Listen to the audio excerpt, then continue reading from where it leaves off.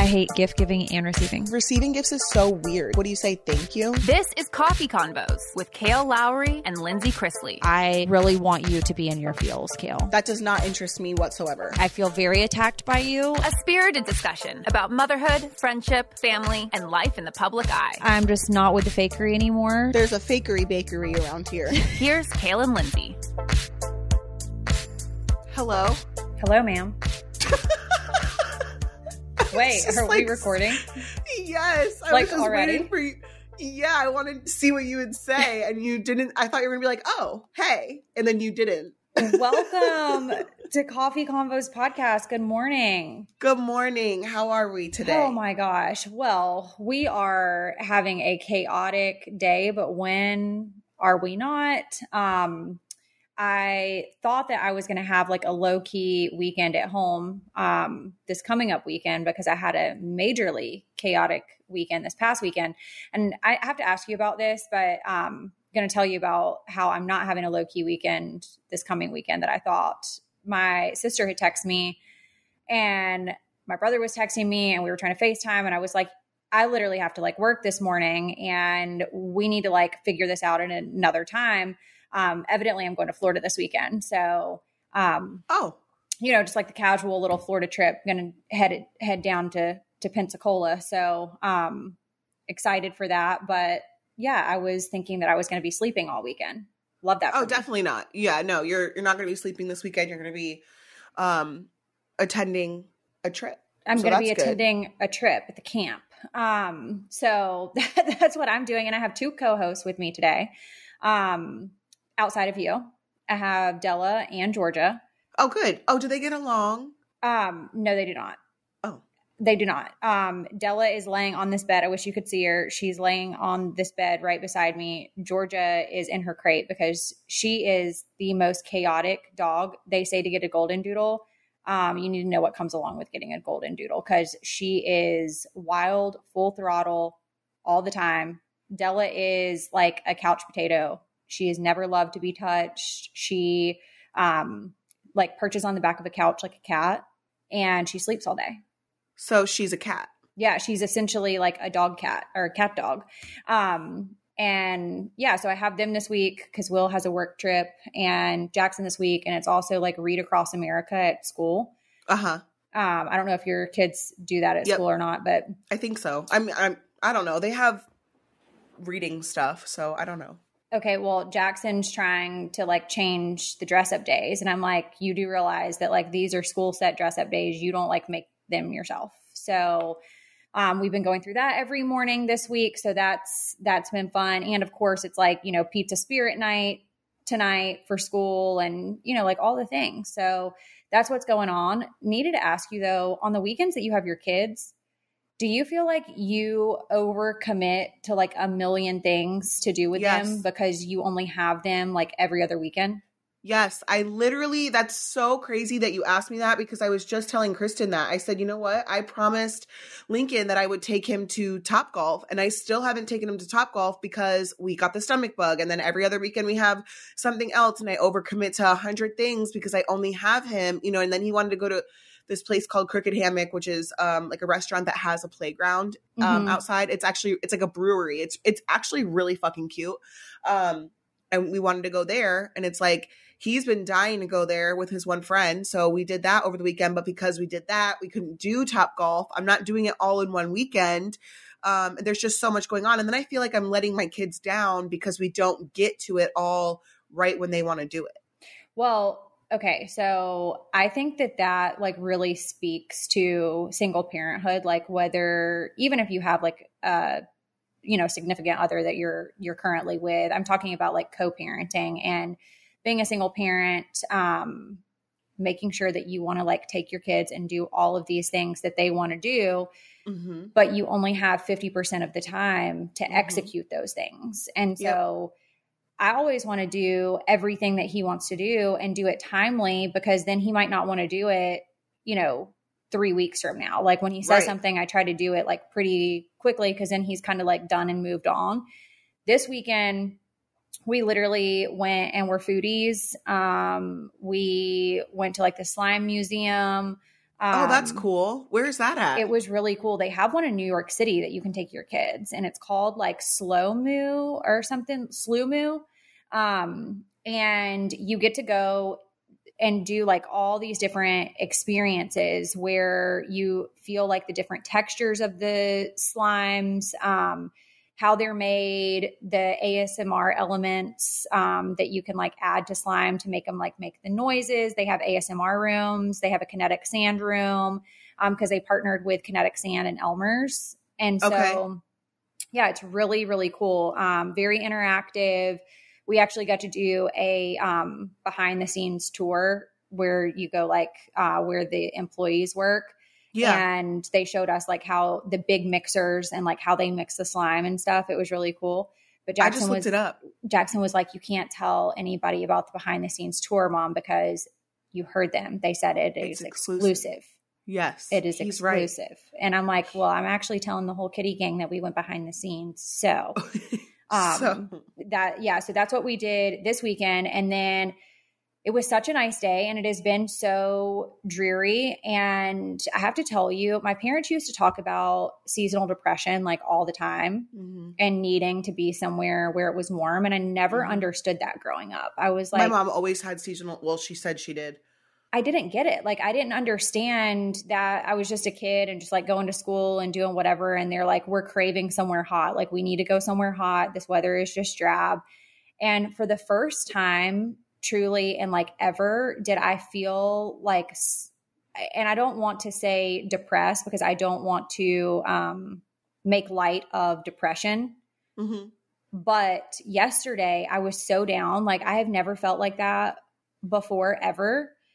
And it's been so rainy here. And then it made me think of Seattle and, you know, the suicide rates there and stuff. And I'm like, it obviously is like really a real thing.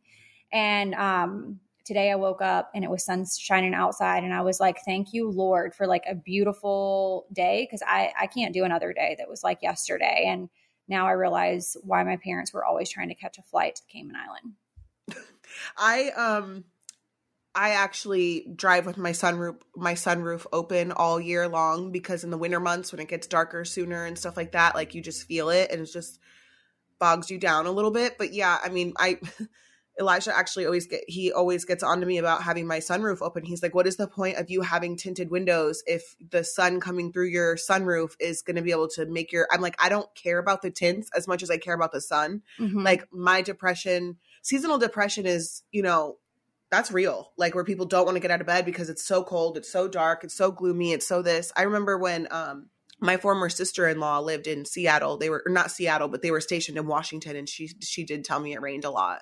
I wouldn't be able to live like that. Like it's been raining here pretty much all week, and I wouldn't be able to like live somewhere. But I guess actually I saw a TikTok yesterday of a TikTok creator I follow. He takes he was going through his vitamins and his medications, and he lives in Seattle, and he said he has to take sunlight in a pill form. That's what he said. Really? He was like, yeah, he's like, I take vitamin D something. It's like vitamin D something else. And he's like, I got to take this in pill form. I'll post it so you guys can see what I was talking about. But yeah, he lives in Seattle and he said that. That is so crazy. I mean, it really is a real thing. And the only thing that I could think of yesterday as I was doing stuff, because when you're in that mood, you just feel like doing nothing, and every commitment that you have feels so overwhelming.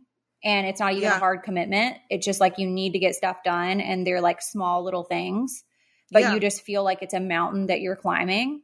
I was telling my girlfriend this over a mojito last night, which probably if I was feeling that way, I probably shouldn't have been drinking a mojito, but like that's a whole nother story in itself.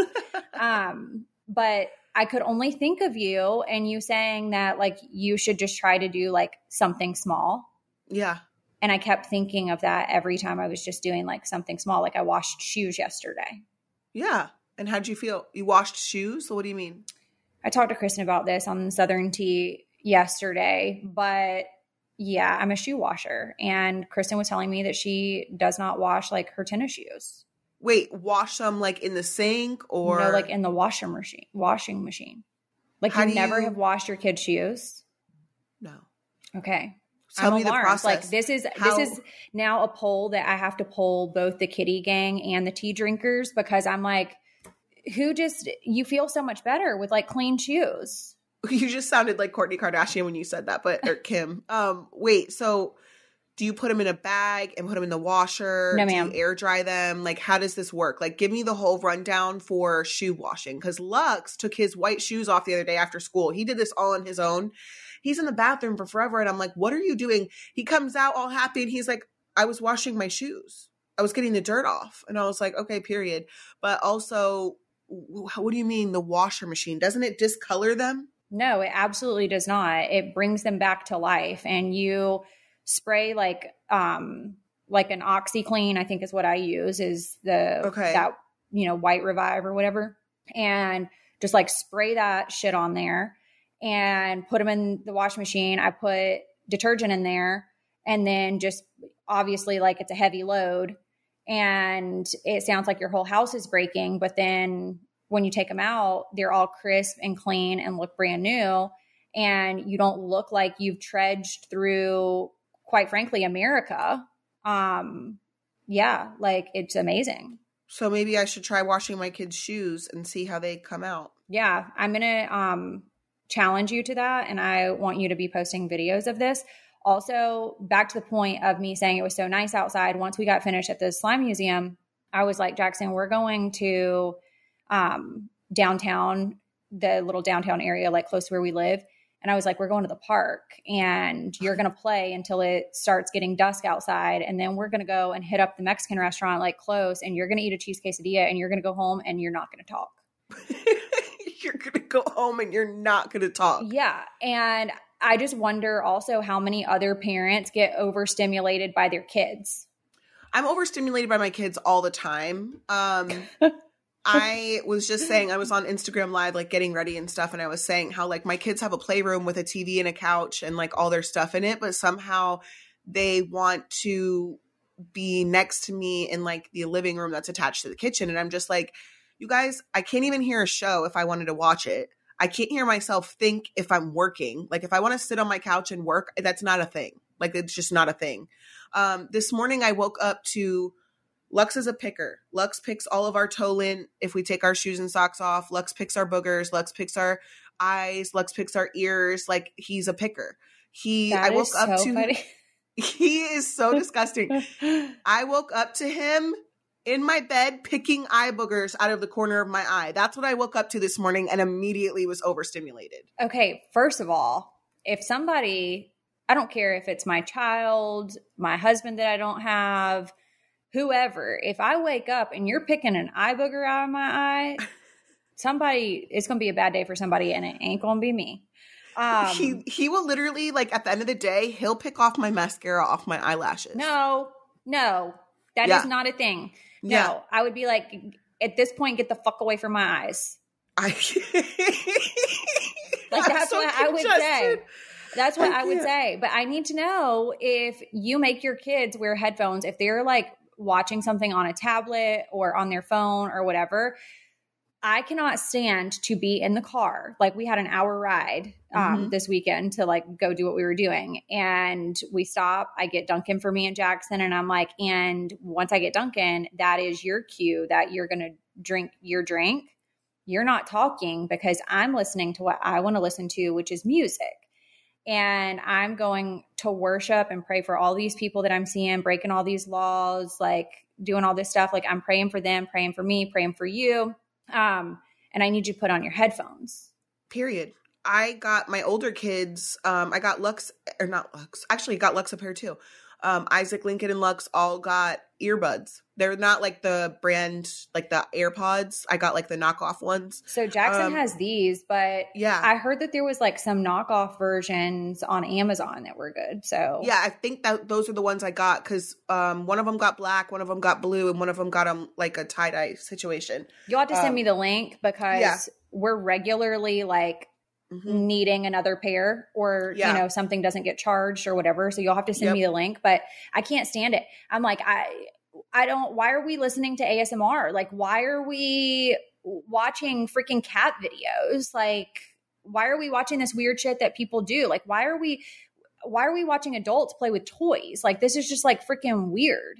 Right. No, I don't understand the toy thing. Like When I see the videos that Creed watches, like he'll be watching the TV of like full blown adult hands, like playing with stuff. It's so weird to me. And I don't know why we didn't think to do that, because I feel like it's always men's hands too. Like it's never like women's hands playing with these little kid toys. It's I'm weird. I'm weirded out by it, ma'am. But so we go to this park, and this is the last thing I'm going to say about this, because I literally was busting out laughing in the bathroom. This woman, she must have been like a grandmother, and she walks this little boy into the bathroom. They go in the same time as us. I see them go into the stall, and I keep hearing her say, "No, you're going to go before we leave here." And I'm like, oh my gosh. And she's like, "You need to squeeze harder and then it'll start going." And I'm like, geez, like she's very committed to him going to the bathroom. But she's going to give him hemorrhoids. He's going to get hemorrhoids. No, she was trying to make him pee. And she's like, your siblings know how to do this, so like you need to do it. Well, then they fling open the bathroom door, and I'm there washing my hands. And I turn around because like I'm nosy as hell. So I'm like, I want to like get a good look at this lady and stuff. And no, hold on, I gotta mute myself to laugh because I'm so congested. What?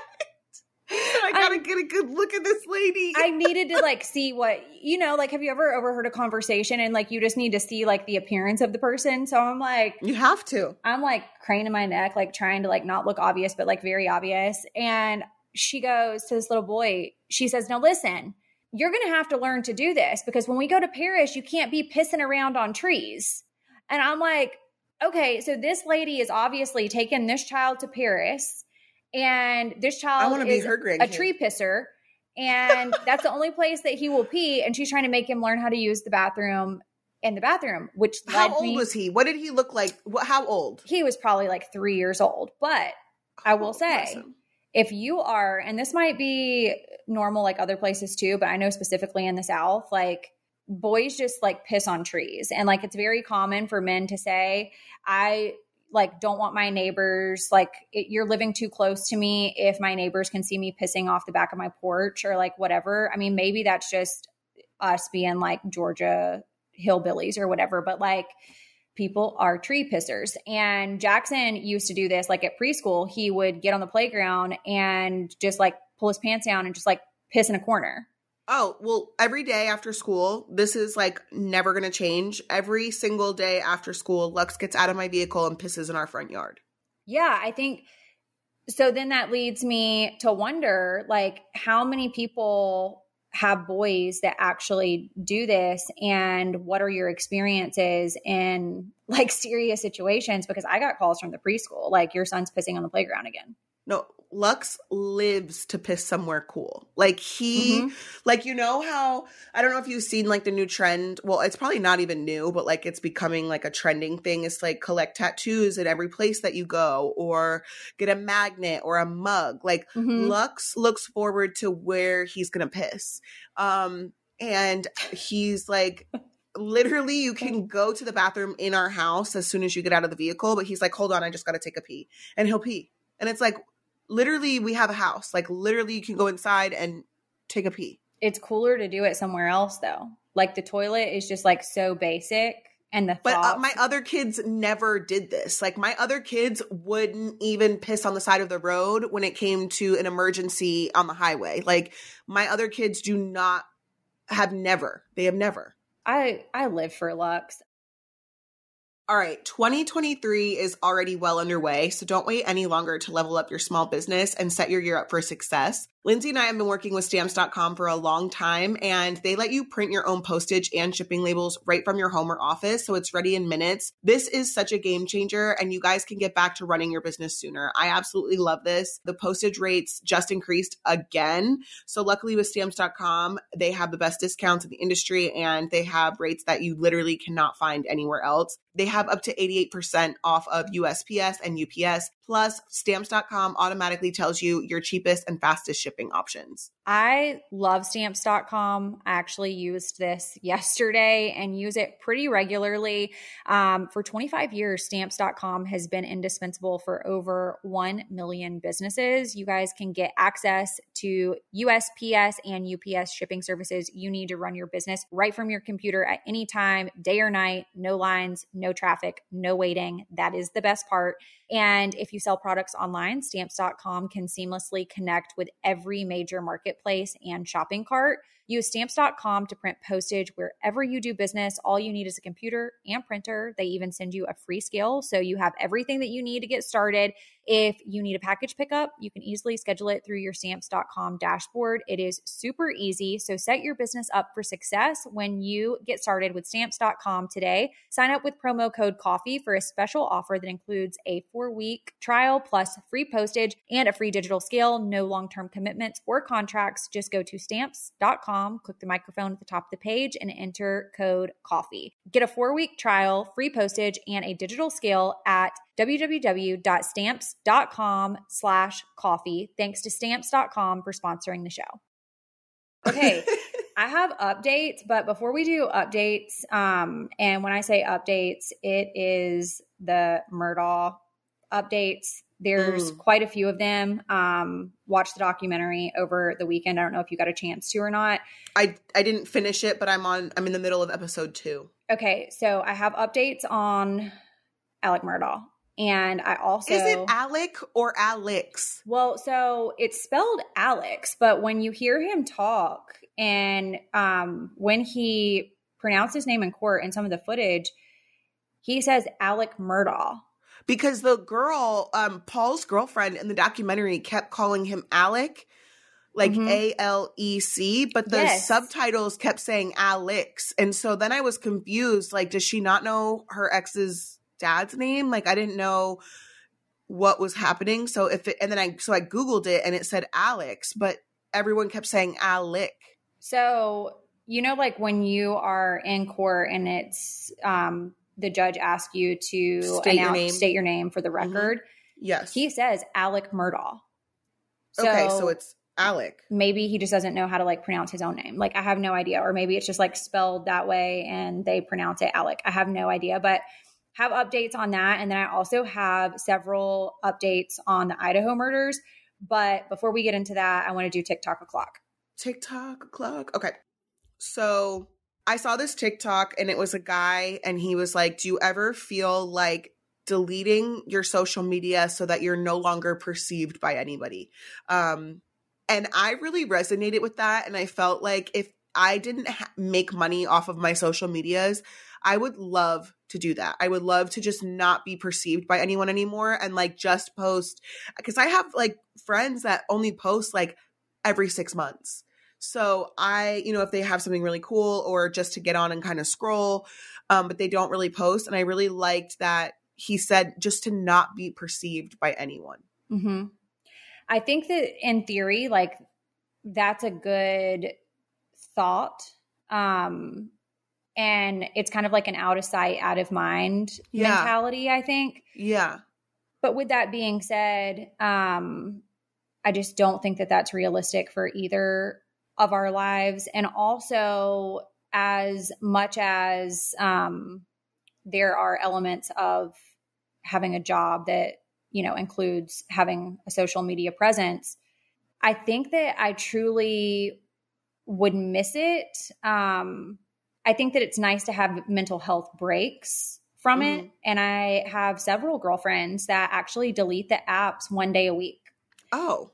From their phone. Yeah, they undownload the apps, remove them, and you could do a Wednesday or something and just not be on any social media platforms that 1 day of the week, and said that it was so great for their mental health. I think that sometimes when you're just constantly consuming and engaging and trying to essentially keep up with the Joneses, I need to update on all of this stuff, you really don't. But in a sense, society kind of tells you to, because now everything is oh, follow along and get ready with me, or these outfits are really cool, or this is what we're doing on the weekends, photo dumps, there's so many trends that make you like want to do it. Cause also some of my personal friends are on there and like seeing everything that I do. And I love sharing with them. But then sometimes you also just feel like, okay, I just want to take a moment, disengage from this and not do it. And I think the true way to do it is just do that one day a week. One of my girlfriends that I've talked about before, Sterling, she wasn't on social media for years. Like she literally, like she had them, but she didn't have the apps on her phone at all for years. Like her and her partner just didn't have them. And so when she went back to school, and they were teaching her in school how to use social media to market her business, she was kind of forced to get back on because that is free promotion for her business and you know, to book clients and things like that. And so she was telling me, I think it was last week, she was like, I'm just struggling with the social media thing because she's so used to not being on there. And now she's kind of forced to be on it for her clients at the very least. But I also have seen people who, like my hairstylist, only has business. Like it's all her hair. Like it's all about her clients, who she works on, her business, not a whole lot of like personal stuff. Mm-hmm. But for things that you and I do, our personal life is our business. Well, and so that's where it gets tricky. So I literally just had this conversation with my girlfriend, Tori, the other day, that she was like, you know, it's easier for some people, like she advertises her design business and stuff online, and it's not her personal stuff. And then one of our other friends just does nutrition and training, and she doesn't talk about her family or anything like that. And I said, that would be an easy way to like really diversify and set clear boundaries when you're only posting about specific things.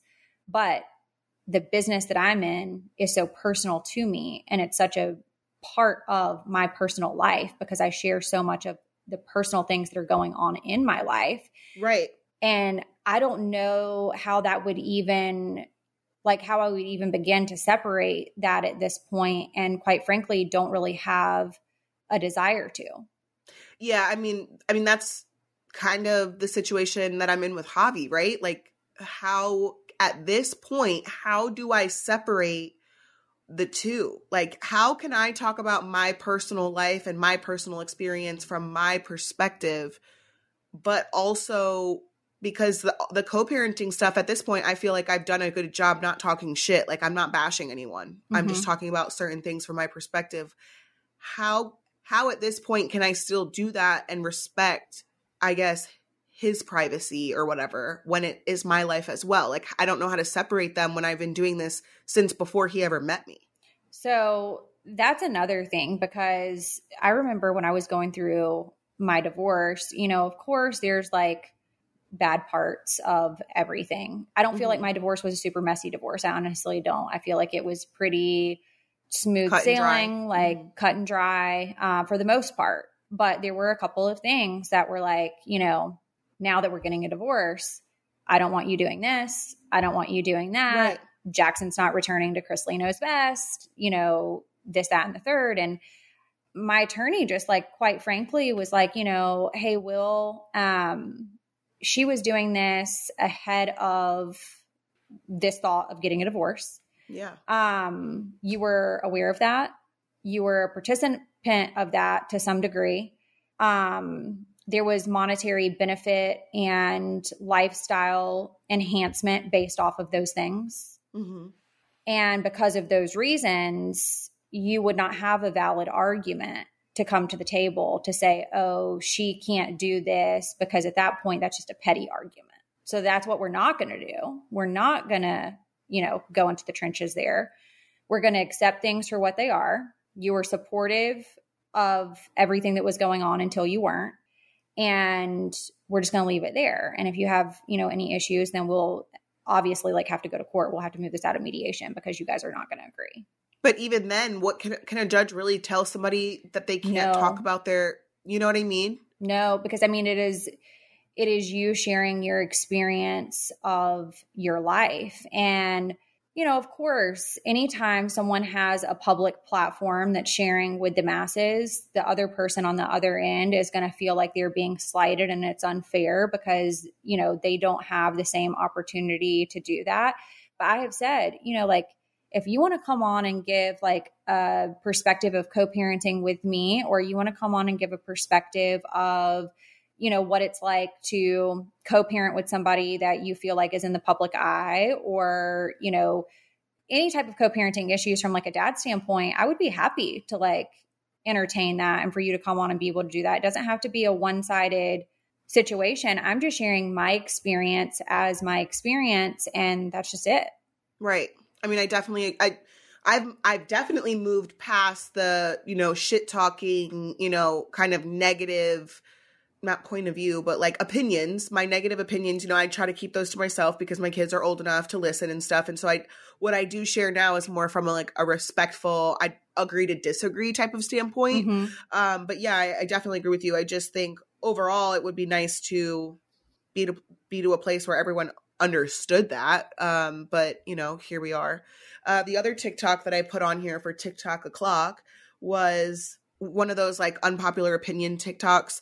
And it said a child's overall level of social competence will more so impact their overall life success than their reading level. And I thought that was really interesting because I will definitely say that the differences in my kids with their social level and their reading level, I'm not going to name names for kids, but they're very different. So my kids that are reading very well, but they're lacking in social areas, Mm-hmm. I definitely see more of a struggle with said child than my other children who are very, very, very outgoing. Mm-hmm. I don't know how I feel about this because there are just so many studies that show success in life based off of reading level. Would actually love to grab some to be able to post because there's just a lot. And I've read a lot about it. And it's always something that has been super important to me from birth. Like we started reading to Jackson from the time that he was born at bedtime every single night, have always done it. He's a great reader. But I think what this is saying is, do you feel like a child's overall level of social confidence or social competence will impact their overall life success more than their reading level? And I think that in some senses, yes. And in some senses, no. Yeah. Do you want to have a child that is street smart? To me, I think that's very important for, some people have it and some people just don't. And some people are very socially aware and some people are, not socially aware. For the most part, I do agree with you in the sense that most children who are very intellectual do lack, and I'm sure there's some outliers, but Of course, there always is. Some sense of social awareness. I definitely agree with that. I just thought it was interesting because I never really thought of it that way. I also think that part of it could be the social aspect is because of who they know. Mm-hmm. They're social, so they're networking. It's who they know, not what they know. And I definitely know that in, the entertainment world, as far as like radio, TV, film, stuff like that, that very much comes down to who you know. I know Mm-hmm. people who have gotten shows not because they were actually interesting, but because they knew somebody, you know what Mm-hmm. I mean? So like that to me is more like a networking situation, not necessarily because they're good at being social or they have a lot of friends. It's just like a networking thing where it's like, oh, I knew this person, so I was able to do X, Y, or Z. Correct. I 1000% agree with that too. Also, just from a parenting perspective, if I had to choose, I'm going to choose my child to be well-rounded and not exceed. Like if I had to, make a choice and be like, okay, well, your child can't exceed at everything. Do you want them to be, well-rounded in these areas, or would you rather them, be like a specialist in like reading or math or whatever? No, I'm fine with my child just being like normal in all areas because then they can grow in all areas. Right. So it's like more of like a well-rounded situation. Yeah. I don't care for my child to be freaking mathletes or, you know, like reading superstars, like ultimate accelerated reader. Like, I don't care about that. Like that, you know, if he is great at that, then great. But if he is not, then that's not where I'm spending my time and my energy. Like, I'm honestly focused on getting him outside, socializing with other children, meeting new people, learning things about different cultures. Like, that's important to me. Yeah, agreed. I agree with you there.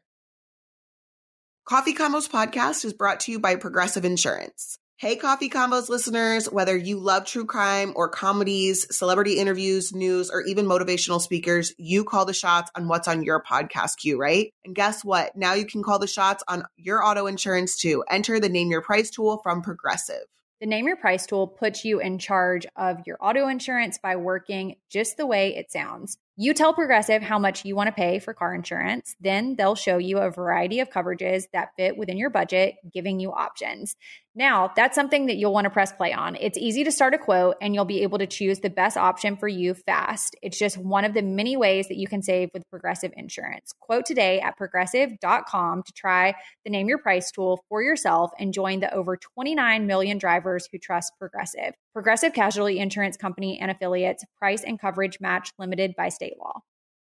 The explosive new season of The Real Housewives of New Jersey is back. And if you're anything like me, you can't get enough. That's why I'm here to tell you all about some of my favorite podcasts and why Podcast One is the #1 destination for all things Jersey. First up, hear from one of our favorite Italian bombshells. Hey everyone, it's your favorite Jersey housewife, Melissa Gorga. Make sure to check out season 2 of Melissa Gorga on Display. Family takes center stage this season, and the ultimate OG is spilling all the tea. Hear it straight from the queen herself. Namaste Bitches is all new every Wednesday, and if you haven't listened yet, here's what you've been missing. Me, Teresa Giudice, and my co-host, Crazy Melissa Feaster. Listen to Namaste Bitches with Teresa Giudice and Melissa Gorga on Display, wherever you get your podcasts. And it doesn't stop there. Check out podcastone.com/versus and play to win by voting on hot topics and pressing questions about your favorite housewives. That's podcastone/VERSUS. So what's next? Okay, so the Murdaugh trial is going on right now. And I don't know. I wanted to ask you, do you know if they knew ahead of time that when the Murdaugh trial was going to start and the correlation of when this Netflix documentary dropped? Because that's a great question. It's been pretty like right on time. That was right on time. We received an email and it says, "Hi y'all, I remember a while back you covered the Murdaugh murders on your podcast. My boyfriend and I are watching the new documentary about the Murdaughs on Netflix and I highly recommend it. So much information, interviews from people involved. I'm only on episode 1 and I have chills and tears have been shed. Anyways, would love to hear y'all's opinion on the documentary."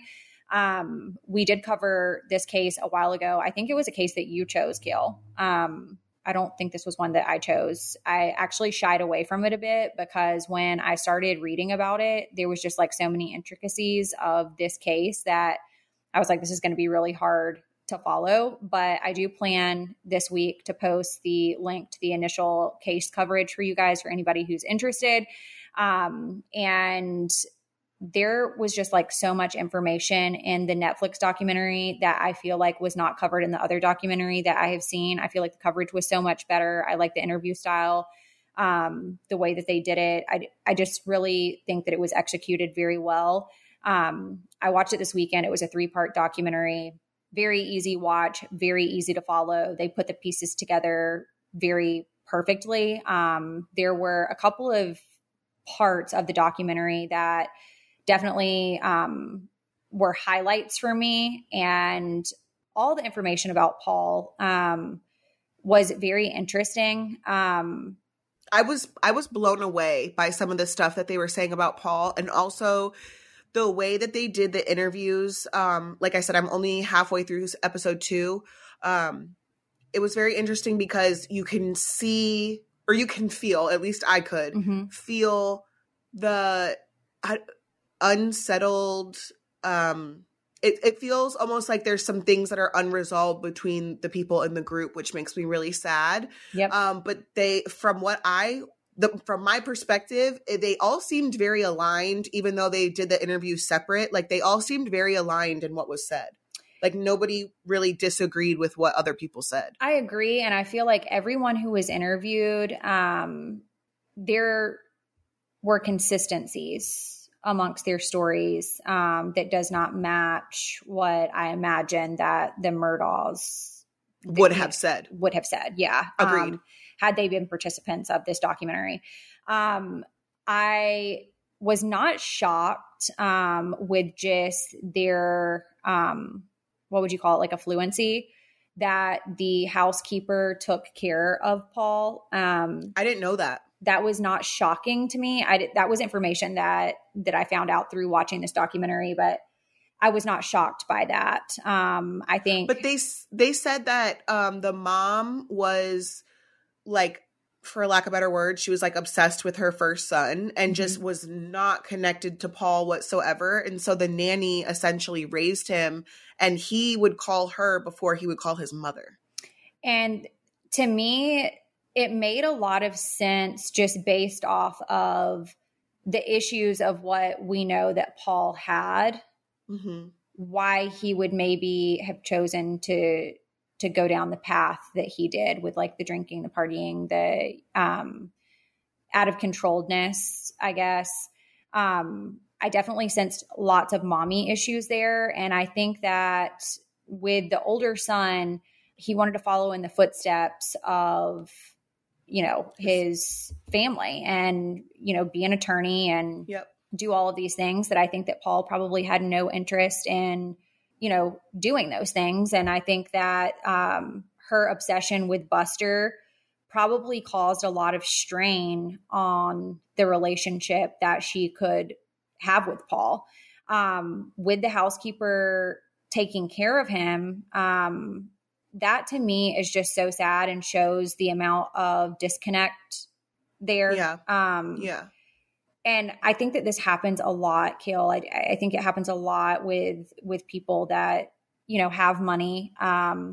It's easier for a housekeeper to just take care of the children. In this case, just the youngest child. After watching all of the stuff about the boating accident.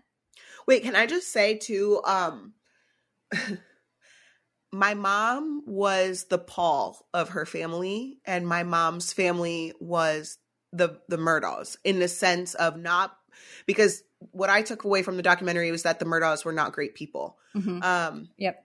I absolutely adore my family. My mom's parents are passed away now, rest in peace, but very well-to-do, comfortable, very much known in the community. Very, my mom was able to get custody of me through a really shitty situation because my mom's family had pull. And then my mom was essentially the Paul. My mom was the partier, the drinker, you know what I mean? And so in that way, I really related to that. My mom's older brother is a doctor, and very much like Buster, like wanted to be the best of the best, wanted, to live comfortably as well, et cetera, et cetera. And so in a lot of ways I related to that. And, just seeing it from an outsider's perspective is really fucking sad.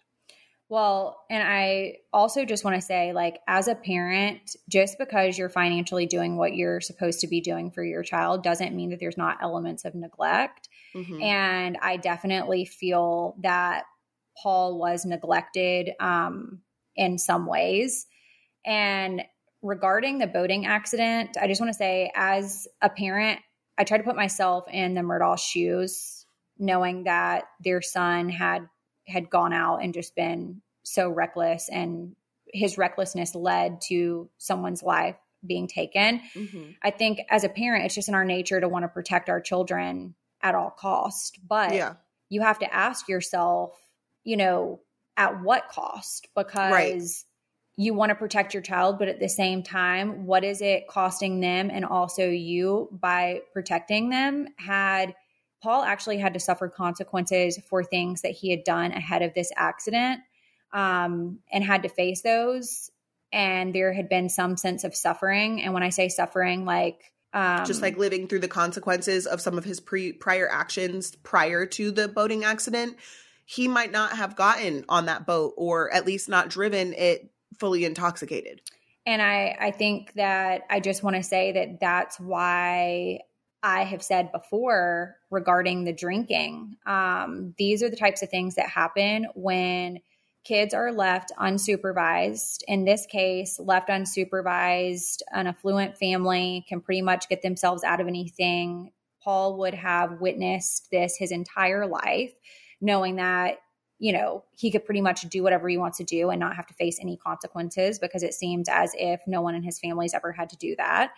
Mm-hmm. And with the drinking, do I want to promote underage drinking? Absolutely not. But to teach kids safe drinking, safe sex, all of that to me is super important. And it shows that he wasn't monitored, and also not taught how to really know when enough is enough. And had he had to suffer consequences ahead of this, the boating accident might not have happened. And something like that, this was truly an extreme. And I do feel like as parents, we need to prepare our kids for situations like this, and how to remove yourself when you know you are in danger and someone else is putting you in danger. Yeah, I mean, because the other people sat there on the interviews and they said that they knew they probably shouldn't have gotten on. But, you know, when tensions are high, people make mistakes. And when there's drinking involved, sometimes your judgment is clouded. And, you know, I'm not going to shame the survivors by any means, but I definitely agree with you. I think that it's important to me as a parent and for other parents to hear that when your kids are being placed in harm's way and their safety is of concern, to teach your children how to identify those things and how to stand up for themselves and advocate for themselves. Because I think that it's very clear to me after watching this documentary, they knew that they were in danger.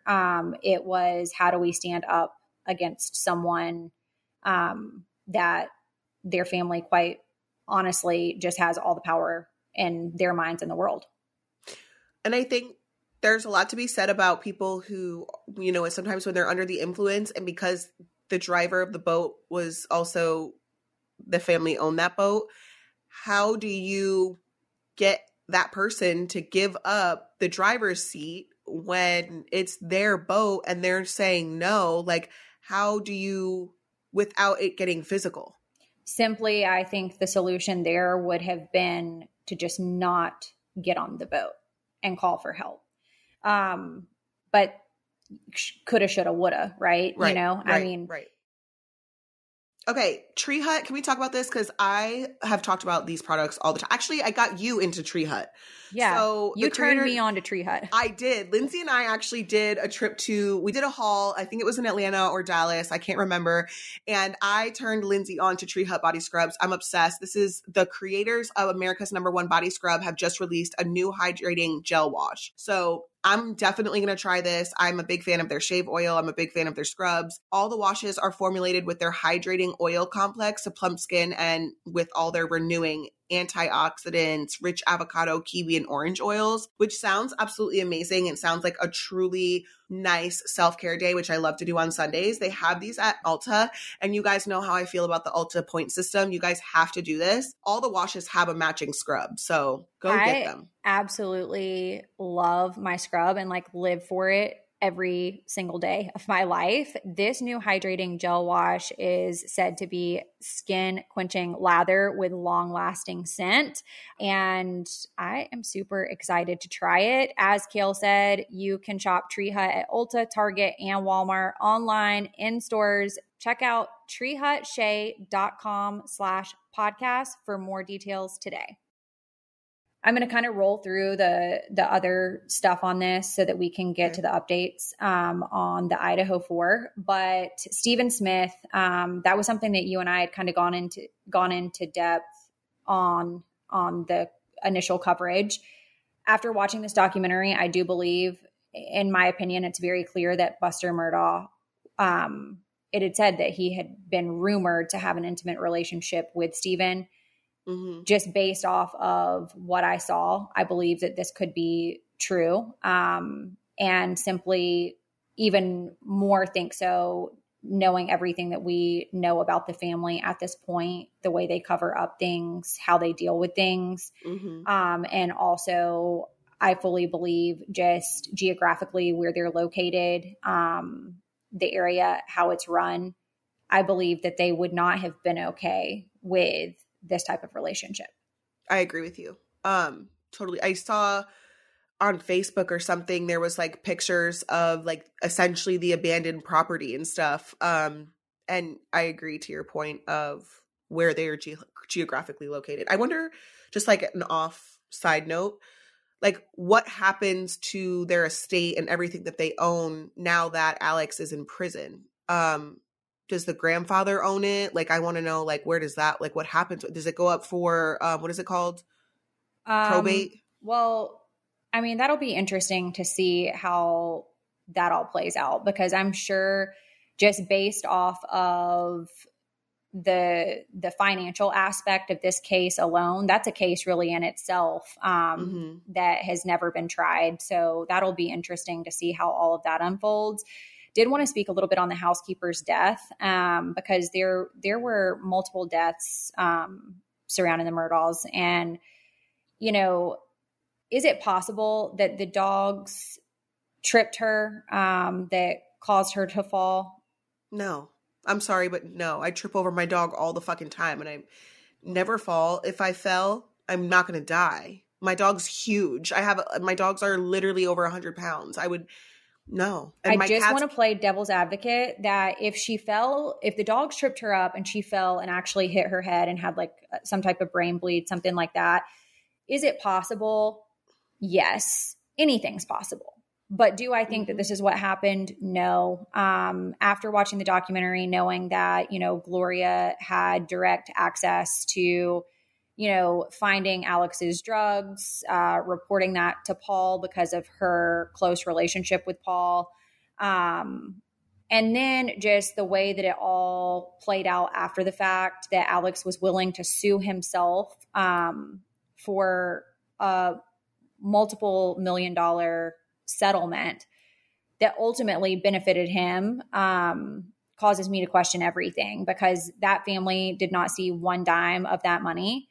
Wait, sue himself? Yeah. So he sued himself, like his homeowner's insurance or whatever. And there was like a multi-million-dollar settlement. I think it was like $4-point-something million settlement that was received for the wrongful death or whatever of Gloria. And the family was supposed to get the money, and Alex got the money.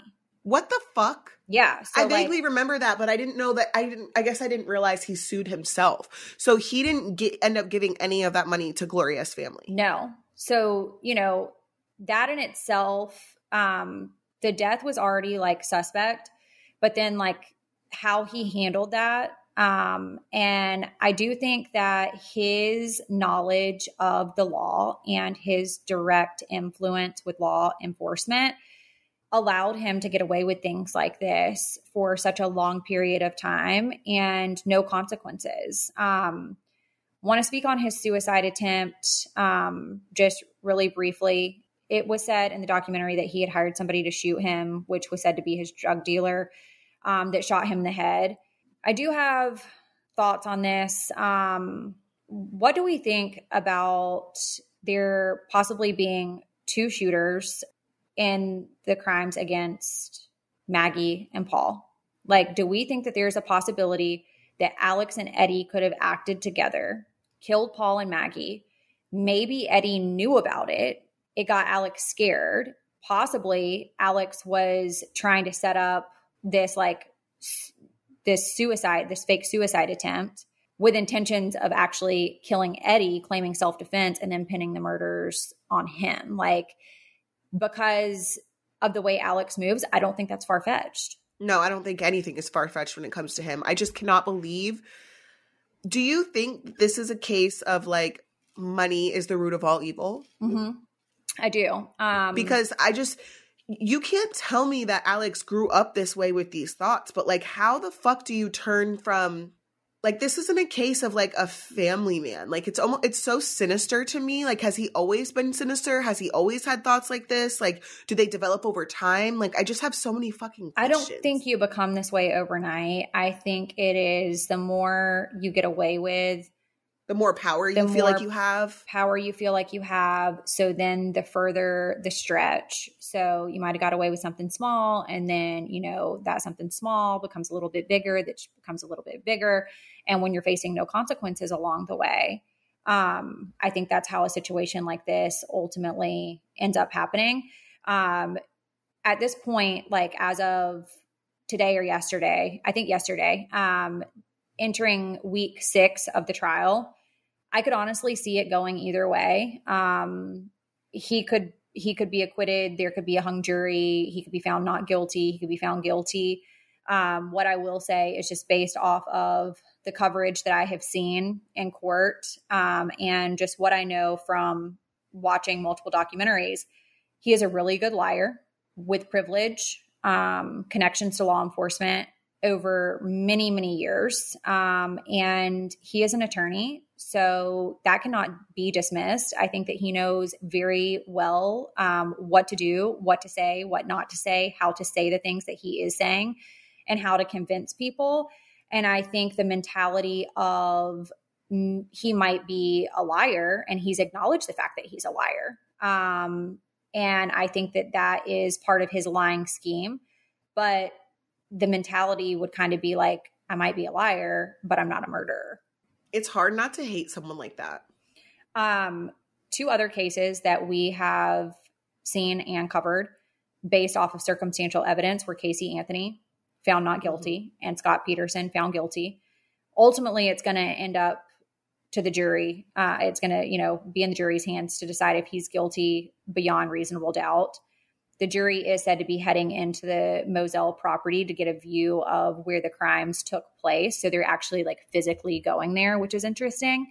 And by the time you guys hear this, it'll be Thursday, but the defense has rested its case. The jury is said to be deliberating by Friday, just based off of my knowledge of a trial with my parents. This could or could not be the case. There's multiple things that could delay. They could start deliberating before Friday, like who really is to say. I do believe that after 6 weeks, they probably will be deliberating by Friday. I'm looking at like the Murdaugh property just because the whole thing is just so fascinating to me. Like they had these like huge pillars with their address with this like long dirt road. And then they had a house. They had, what else was on the property? I mean, the kennels, that property is just like huge. They have like, it's basically like a country guy's playground, like where you can go and like fish and hunt and, you know, like do all the shit. One of my best friends is actually recently separated and she has 4 kids. So she's actually ready to date now. So I told her about Stir, the new dating app built just for single parents. This is something that we just talked about. And I love this idea because I've read several dating apps that say they don't want to date a single parent. So this is really nice for someone who has kids. Stir is a place where, you know, being a single parent is actually your strength. And I love that. Stir is the #1 dating app designed for single parents, and it's where you can just relax, be yourself, not just a parent and a snack supplier. Stir is where you don't have to apologize for having a hectic schedule because pretty much everybody on there is really going to understand. Your kids go to bed at 8 and you don't have to. So Stir is the app designed for parents who just happen to be single. Download Stir or tell your single friends to try it out. What is the first thing you guys do when you wake up in the morning? I'm sure it's actually not checking your credit score, but at Chime, that's exactly what they do. So with their secured Chime Credit Builder Visa credit card, you can start building credit with your own money, which is fantastic. This is what Kristen helped me use to get my credit where it is today and get, you know, the cards that I want with all the rewards and all of that. So Chime reports your payments to credit bureaus to help you build your credit over time. And their members see an increase of 30 points on average, which is really nice. This is all without any annual fees, no large security deposits or credit checks to apply. You can start your journey with Chime. Sign up. It only takes 2 minutes and doesn't affect your credit score. Get started at chime.com/convos. That's chime.com/convos. The Chime Credit Builder Visa credit card is issued by Stride Bank N.A. pursuant to a license from Visa USA Chime checking account and $200 qualifying direct deposit required to apply for the secured Chime Credit Builder Visa credit card. Regular on-time payment history can have a positive impact on your credit score. Impact to score may vary and some user scores may not improve. Out-of-network ATM withdrawal fees may apply except at MoneyPass ATMs in a 7-Eleven or any Allpoint or Visa Plus Alliance ATM. Okay, but we got to move on to the Idaho murders because I have a couple updates there too. Just want to start off and say that I have never, and we've talked about this before, but I have never understood the idea of fantasizing over an alleged killer. We talked about it when we covered Scott Peterson and disgusting. What was that other guy that we covered? Chris Watts. It's just insane to me how you fantasize over someone who is being held for allegedly killing 4 people. There were some things that surfaced on Reddit, and I'll make sure that the screenshot of this gets posted, but it's honestly so crazy.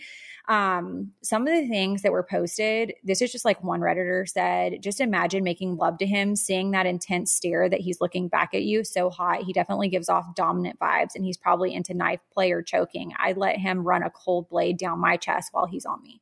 Are you fucking kidding me? No, someone else said, I bet he's into knife play. I would assume dominant and kinky. Would like to figure out which kinks. I'll post a screenshot so that you guys can see it, but it's literally just insane to me. I have never understood that. First of all, just no. Absolutely not. Okay. So Capital Criminal Defense Provider Agreement between, I can't say it, Katani County and Latall County regarding the representation of Brian Kohberger. The Katani Chief Public Defender, Ann Taylor, they have 30 days from June 26, 2023 to notify Kohberger that they're seeking the death penalty. The judge has cleared Ann Taylor as of now to represent Kohberger. There's just been some interesting information surrounding that. Ann Taylor actually worked with Xana Kernodle's mother in 4 different cases and was even her representation when Kohberger was arrested. And she quickly filed to remove herself from Xana Kernodle's mother as representation so that she could represent Kohberger. But that should be a conflict of interest, no? Well, we're going to get into that in a second. Ann Taylor was also said to have represented Madison Mogen's stepmother in June 2022 and her dad in late 2020. Conflict of interest in a death penalty case, this could overturn a conviction. That very much worries me.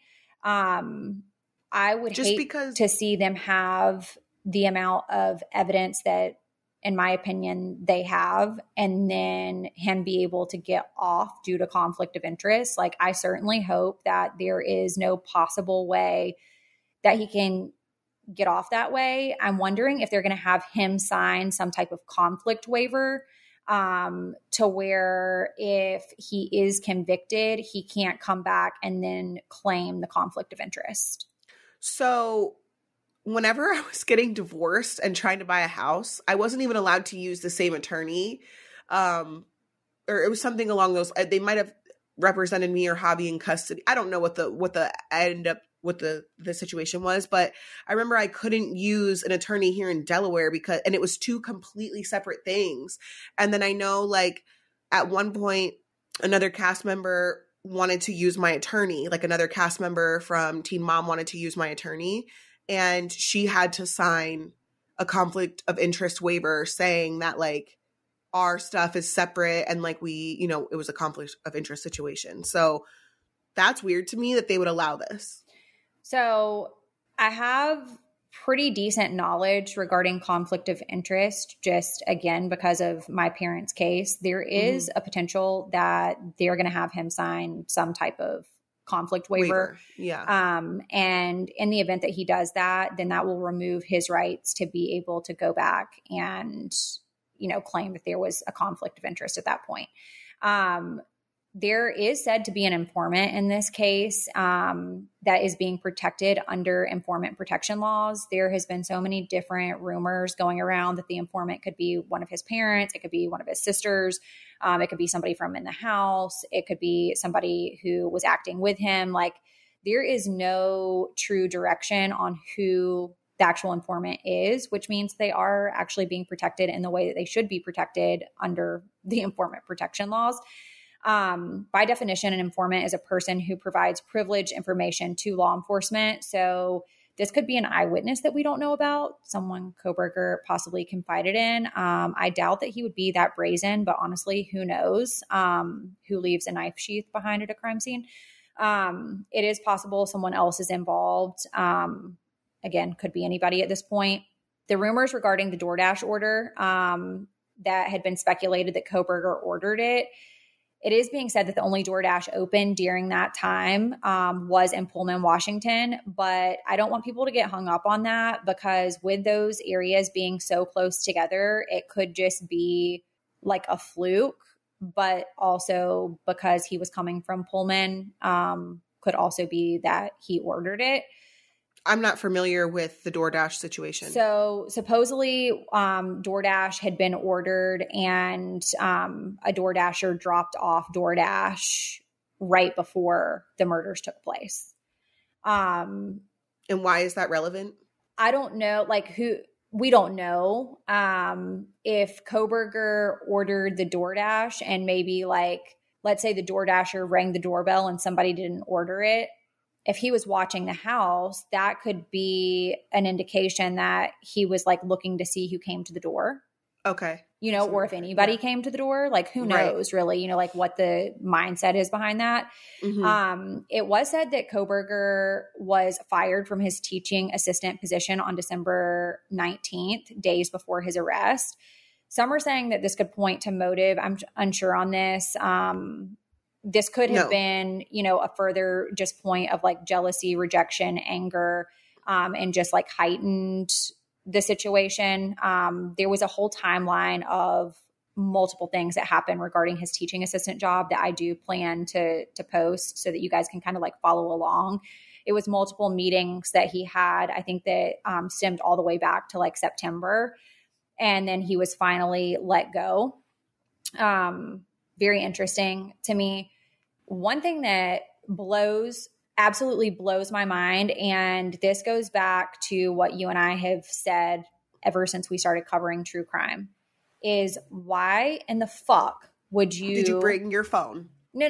Why in the fuck would you commit a crime this day and time with technology? Right. Because... there's just too much. Literally, my dog's AirTag set off my friend Bone's phone. And we were trying to figure out, did someone put an AirTag on her? And then it turned out to be my dog's AirTag. That, cameras, pinging towers, bringing your phone, technology in general. I just read the next point and I'm kind of mind fucked right now. So in Kaylee's room, there was a Bluetooth speaker. And I watched several videos about how it could have reached to a cell phone, even if it was placed in airplane mode.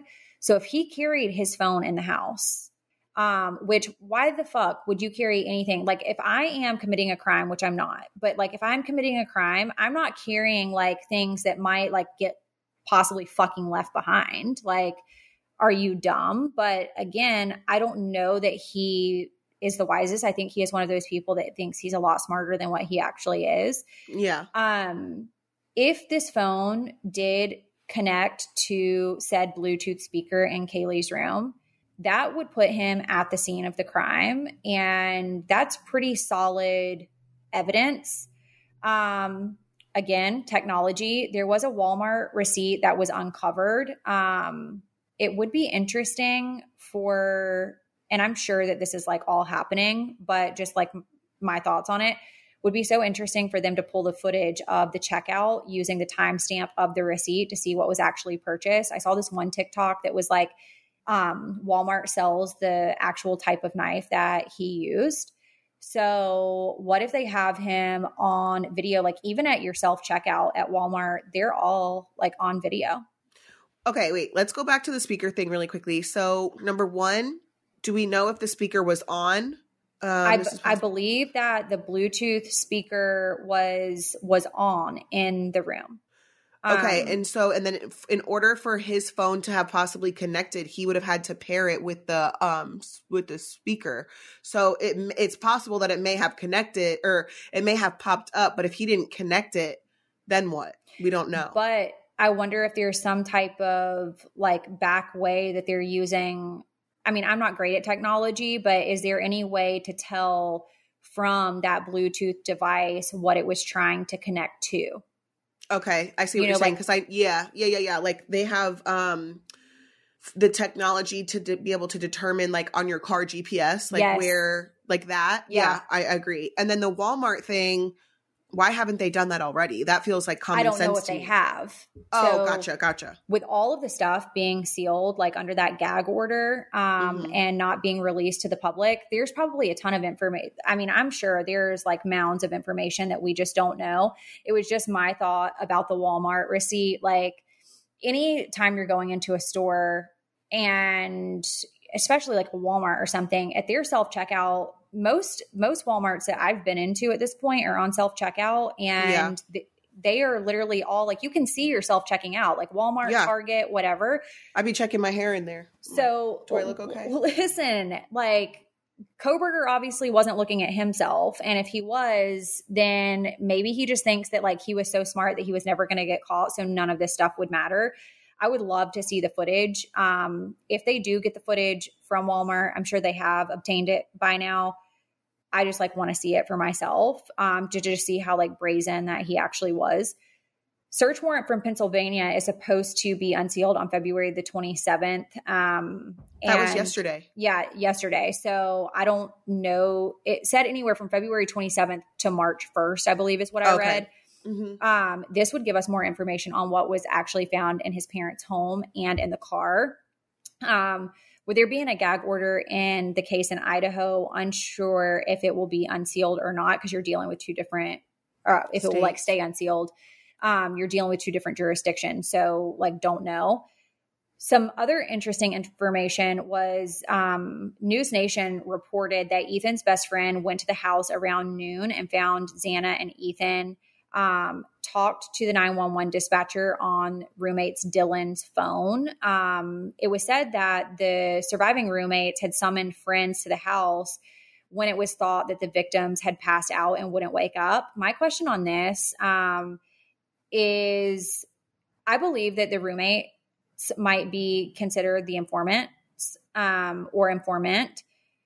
I don't understand why they would have called or summoned friends to the house before they called 911, because if someone was murdered in the way that these people were murdered, wouldn't there have been blood and like noticeable something? Like something about that to me just does not add up.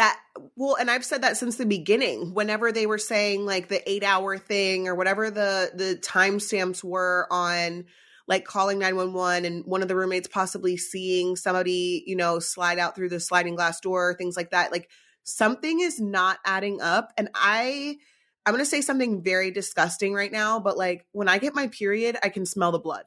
Mm-hmm. That is a significantly less amount of blood. Yes, it's still blood.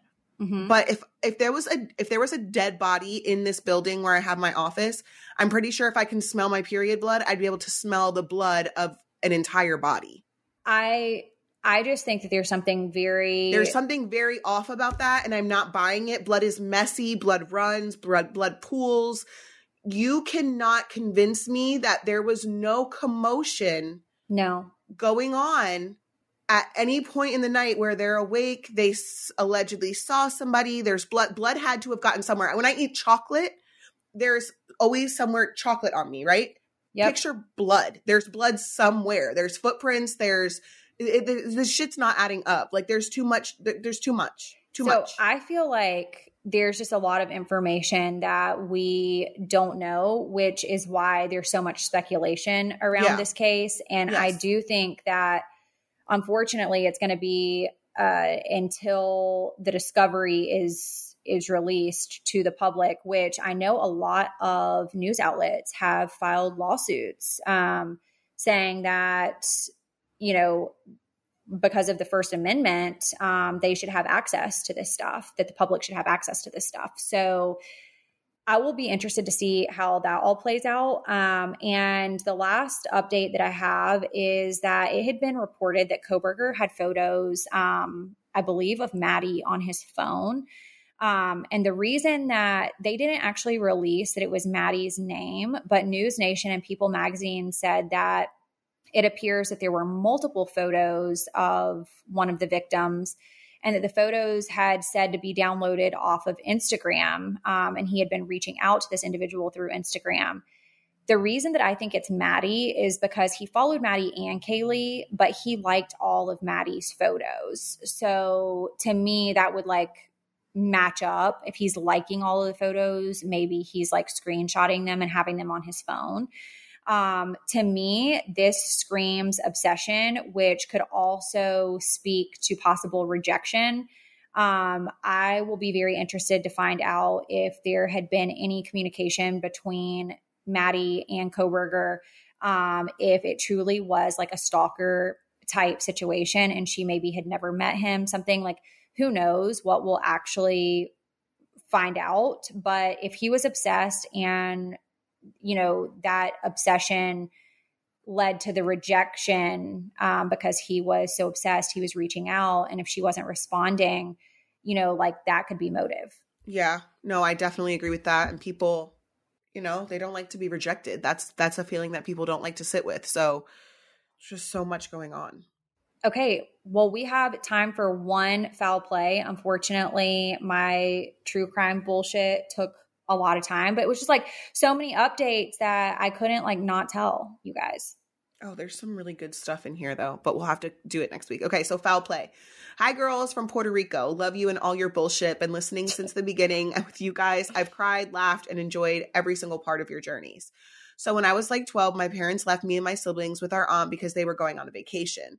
We stayed at her house for those days. One night I showered and washed my hair and went to my aunt's room to find a comb or something to detangle my hair. Mind you, my hair is long, so it reached my butt. So I found one of those hard round brushes that you use to maybe blow dry your bangs and started to pass it through my hair. When I got to the back, somehow it got stuck badly. Right around the back of my neck. I was so embarrassed to tell my aunt or my siblings, so I left it there. I went to bed with the brush stuck on my hair, and sure as fuck, it got way worse by morning. So the next day, I was going to school with my hoodie on and not tell anyone, including my boyfriend at the time, what the fuck was I thinking? When my aunt picked me up from school, I decided I was going to tell her I had a brush stuck in my head and couldn't get it out for the life of me. She was so sad for me and couldn't understand why I didn't tell her. She called my mom and told her what happened. And the next thing I know, I'm sitting at my boyfriend's mom's beauty salon chair getting a fucking Dora the Explorer haircut because they couldn't save my hair. I could have died right there and then. I was mortified. I was embarrassed and I cried the whole fucking time. I'm 28 now. And to this day, they still bring it up. Bye. First of all, that was just like commitment to like not causing commotion, that you like slept with that brush in your hair. You went to school with a hoodie on with that brush in your hair. But I will say, I feel like as a kid, you just like do stupid shit like that and don't even realize how stupid it is until you're an adult. And you're just like, why did I do that? It like makes me think of, I've got a photo that I need to show you. I don't know if I'm going to be showing everybody this. Actually, I will. I will put it in the Kitty Gang group chat because I just feel like it's one of those things that I can't just share with like anybody. So I'll put it in there. This is a group text between me and Will and Jackson. First, this was like the snack remnants that was found underneath Jackson's bathroom, like where he had hid all of them, because we also had that scenario going on at my house this weekend where we just find snack wrappers and shit like where they don't belong. Yeah. As you scroll down, what do you see? Is that skid marks? Yes. Oh, okay. Okay. And underneath the first, the box of snacks, Will says dead. Dead. Underneath this shit underwear, it says double underwear. dead. No. And I said, what is happening? So I say all of this to say that like kids do the darndest things. And I've explained to Jackson, like, if you shit your drawers, like, why are you hiding them underneath your sink thinking we're not going to find them? Like, Right. you have less chance of me noticing that you have skid marks in your drawers, like in your drawers, like in the actual bin that it belongs in, than me going in underneath your cabinet to put like towels under there or something. And then I just see like skid mark underwear laying around. And I'm like, okay, obviously you shit yourself. Oh man. You know? So I just think that like, this is just like the weird stuff that like kids do. It's like the bang cutters, you know? I'm sure there's a lot of bang cutters that are listening to this, that you thought that you were going to get away with like a fresh bang job and your parents weren't going to find out. And it's like, you're hiding hair and you're doing all of this. Like, I will never forget, we lived in this like little apartment, like right before Chase was born. And I never slept in my own room. I had always slept with my dad until we moved into this apartment. And Julie was dead set, like, you are going to have no kids in the bed. Like, we're about to have another kid. So she's got to sleep in her own room. So I would go in there and like play during the day, whatever. And I took kitchen shears in that bedroom and tried to like snip like a little bit of my bangs. And then I hid the hair like under, not in the trash can, underneath the trash can. And like, how did I think I wasn't going to get caught? So I just say all of that to say, like, why do kids think that they're smarter than they actually are? I don't know. It's just they just do. They really think that they are so smart. And sometimes they are, but sometimes they're also not. Yeah. I can relate. I also was that idiot. So whoever got the hairbrush stuck in your hair, I'm glad that it's out now. Sorry. And we're sorry for you. If you guys have not followed us on @CoffeeConvos Podcast on Instagram, make sure you follow us there. Also, we'll be linking the Kitty Gang group chat on Telegram. Lots of bullshit goes on in there. We'll make sure to link it on stories this week. And if you guys have not subscribed to us, you can do that on any podcast app. Always search at Podcast One. Hope you guys have a great week, and we'll talk to you soon. See ya. All month long on Pluto TV, stream the biggest Tyler Perry movies free. Watch your favorites like Medea's Witness Protection and Medea's Big Happy Family. Join Tyler Perry as he goes on a couples retreat with Sharon Leal in Why Did I Get Married? Or Idris Elba and Gabrielle Union in the Tyler Perry directed film Daddy's Little Girls. Plus, Pluto TV has hundreds of channels with thousands more movies and TV shows. Available on live and on demand. Download the free Pluto TV app on all your favorite devices and start streaming now. Pluto TV. Drop in, watch free.